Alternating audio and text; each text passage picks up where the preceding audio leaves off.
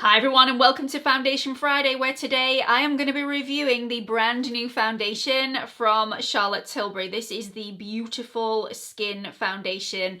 I've had this now for 4 days and I have been testing it out solidly for those 4 days. I've tried it without skincare, without primer, with skincare and primer. So I've messed around with primers to see which one suits this particular foundation best for my skin. I've also tried this without powder, with powder, and also with a setting spray as well, just to see how I can get the best out of this foundation. And I have a lot to share with you. So if you're new here, hi, my name's Gemma. I upload 2 to 3 videos here on YouTube every single week. I'm also on Instagram if you fancy checking me out over there, and I'd really appreciate it if you'd come and join the Pampered Wolf Pack by clicking on that subscribe button and also the notification bell. So I don't usually get on with Charlotte Tilbury foundations. Not that there's anything wrong with her foundations whatsoever. They're beautiful quality. They just don't particularly like my skin. They're a lot of people's ride or die foundations, just not mine in general. So let's do a little bit of bump on this, and I'll show you the application and end with my thoughts and feelings.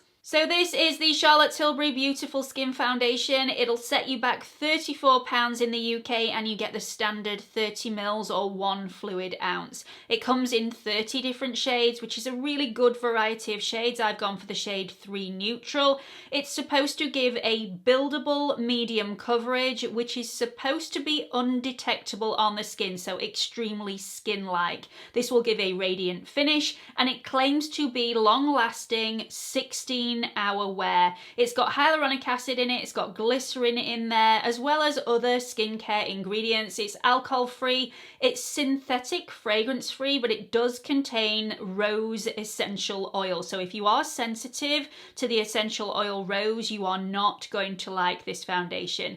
But for those of you that really hate having an SPF in a foundation, there is no SPF in this foundation at all. Hallelujah. It's really welcomed on my part. This comes in a recyclable tube with a pump, and it's vegan and cruelty-free. So I just want to touch very quickly on the ridiculous percentage claims that are on the box and also in the bump on the website. If you've been a regular to my channel for quite some time, you will know that this annoys the living daylights out of me. Skin looks more radiant by up to 285%, like really. Boost hydration by up to 166%. Smoother by up to 181%. Skin tone looks more even by up to 210%. Over 90% of users. It just, why? This is ridiculous. This is, who measures this? Really? This makes sense to absolutely nobody, and it almost makes me stop buying the product. But if it's really good, I will rave about it. This, I couldn't care less about.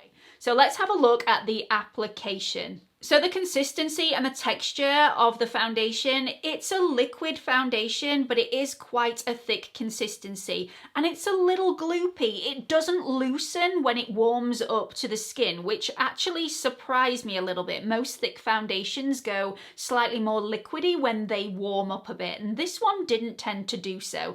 This also means, though, that if you are applying a lot of the product at the time, you may drag the skin if you're applying this with a brush. So just be warned, very small layers is the best way to apply this foundation.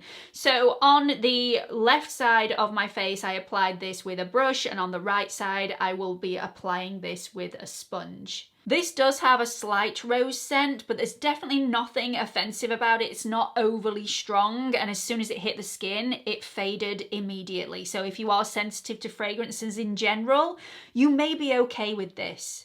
So on day 1, when I was testing this out, I really did learn that if you apply too much of this at once, you can get yourself into a bit of a mess, and you will know if you've applied too much because it will look quite heavy on the skin. Again, thin layers are key. You can build this up with perfection, but if you apply too much at once, it's a little bit cakey. So with a brush, there were no brush strokes, it blended well. Even though it did attach itself to those dry flaky areas, on my normal dry areas, this looked beautiful with both a brush and a sponge. On the side that I applied with a sponge, however, this was smoothing immediately. And because of the thick consistency of the product, you don't lose too much of the foundation within the sponge. So for me personally, this is my application method of choice for this particular foundation.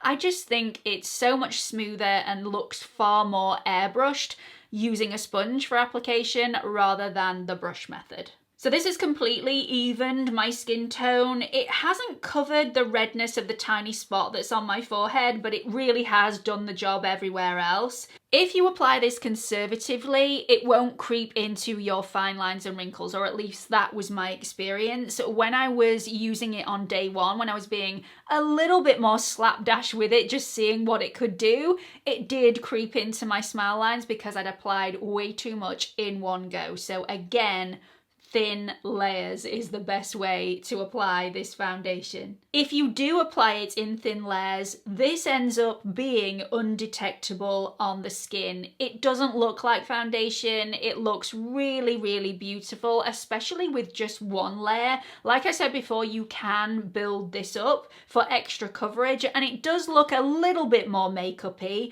but I still think it looks stunning on the skin. It gives a beautiful luminosity and it's extremely flattering. After applying the foundation, it does stay slightly tacky on the skin for around about 20 minutes. That doesn't stop you from applying the rest of your products.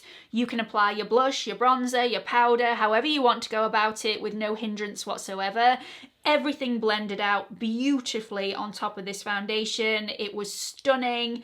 After 20 minutes, completely touch dry. Maybe there was a slight bit of tackiness, but no tackiness that I felt was going to rub off on my clothes or lift off on the palm of my hand. I could definitely touch my face and no foundation was going to lift. So this is what the foundation looks like at the end of day 2. Just to remind you all, day 2, I tried this with absolutely nothing and I didn't touch the foundation up or blot it throughout the day.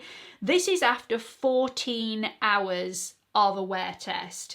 I didn't have any skincare underneath this, I didn't have any primer, no setting spray and no powder, and I did 2 school runs. I also went to Meadowhall with my mum, so was wearing a mask for the majority of the day. And this is after 14 hours. So although, because I've been wearing a mask, any foundation at that point would look really shiny around the corners of my nose. That is my problem area, but obviously with wearing a mask, that accentuates that issue. I still think it looks really good. Yes, it's a lot more luminous than it was when I first applied it, but apart from a little bit on the end of my nose and a little bit on the end of my chin, it's all still intact, and I think it's passable after 14 hours. So let's have a look at the foundation straight after application in natural lighting on day 3. So just to remind you, I was wearing my usual skincare, nothing special, so I hadn't gone in with anything heavy over those dry, flaky areas because I didn't want that to hinder the test of the foundation. I also wore a primer and I have powder and a setting spray on, and this just looks beautiful on my skin. Yes, on the side that I applied this with a brush, you can see it clinging to those drier, flaky areas, but on my normal dry areas, this looks lovely. And had I prepped my skin properly like I have done today, I wouldn't have got that foundation clinging to those flaky dry areas. So again, I did a really long wear test with this. This was a 10-hour wear test, and this is what it looks like at the end of the day. So once again, the foundation looks more luminous after 10 hours. What foundation doesn't? Especially when you've got skin like mine that can't make up its mind whether it wants to be dry, flaky, or oily all in one day. Often I get all 3 of those. You know, I'm a very lucky girl, what can we say? But it looks really, really nice on my skin. This is definitely passable. I wouldn't have an issue going out to an event and not touching up my makeup. I mean, maybe I'd have blotted it a little bit, maybe I'd have added a little bit more powder, but everything is still present and correct. So let's have a look at my skin today in this foundation, and I've really honed in on all my preferences from what I've learned from the previous day's wear test. So I've got my normal skincare on, and then I've just prepped this area with something that's slightly heavier. So I've used my normal moisturizer, but I have put a little bit of the marula oil from Drunk Elephant into my normal moisturizer to make it a little bit more emollient and a bit more reclusive and more nourishing around this area here. And this has not attached itself to any of my dryness or flakiness at all. It just looks lovely. Really lovely. So I've also got a primer on. So the primer that I've got on today is the Laura Mercier Pure Canvas Primer, which is beautiful with this foundation. I do think the more silicone-y you go with a primer, the heavier this foundation looks on the skin. So just be warned, I have tried it with several more silicone-based primers, and you use less of this product, which is great, but yeah, it looks a little heavier as the day goes on. So just a nice, lightweight, hydrating and smoothing primer, I feel, is the way to go for me personally. I did dust over some of the Nikia Joy Cosmetics Velvet Finishing Powder. I used a very small amount of this, a little bit on a powder brush, dusted all over the skin, will really help the longevity of this foundation. And although I didn't use any of my Charlotte Tilbury setting spray on this today, I wanted to show you this, how it looks without the extra luminosity that this gives the foundation. I always find that this just gives me a bit more of a glow. So I may use this a little bit later on.